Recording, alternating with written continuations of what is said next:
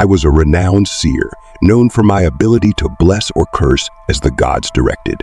One day, I received a summons from Balak, the king of Moab. The Israelites had camped near his territory, and Balak was terrified of them, as their numbers and victories had already made them formidable in the region.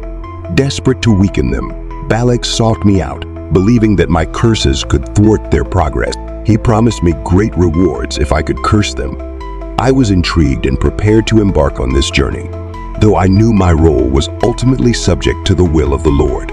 So I set out on my donkey, heading towards Balak's palace. My mind was focused on the task ahead, considering the weight of the responsibility and the riches that awaited me. As we traveled, the road took us through a field, and suddenly my donkey stopped in her tracks. I was perplexed and annoyed. I urged her forward, but she wouldn't budge. I struck her with my staff in frustration. The donkey then moved slightly, but soon stopped again, this time pressing herself against a wall, causing my foot to get pinned. Again, I struck her, growing angrier with each strike. To my utter amazement, something astonishing happened. The donkey spoke to me in a human voice, asking why I had beaten her these 3 times. I was so taken aback that I didn't even consider the absurdity of a talking donkey. Instead, I engaged in a conversation with her, defending my actions and expressing my frustration. As I was trying to process this unbelievable situation, the Lord opened my eyes. I saw the angel of the Lord standing in the path, brandishing a drawn sword. The realization hit me like a thunderbolt. My donkey's unusual behavior had been a divine warning. She had saved me from the angel's wrath.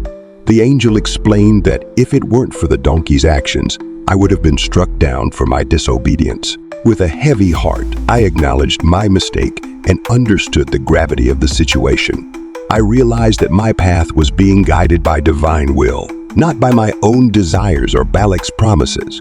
The angel told me to proceed with caution and only speak the words that the Lord would put in my mouth. When I arrived at Balak's palace, instead of cursing the Israelites, I could only bless them, as the Lord commanded.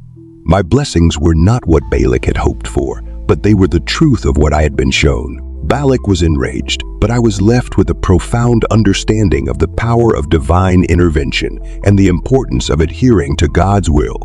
That journey taught me that no matter the temptations or pressures from powerful men, the ultimate direction and outcome are determined by the divine.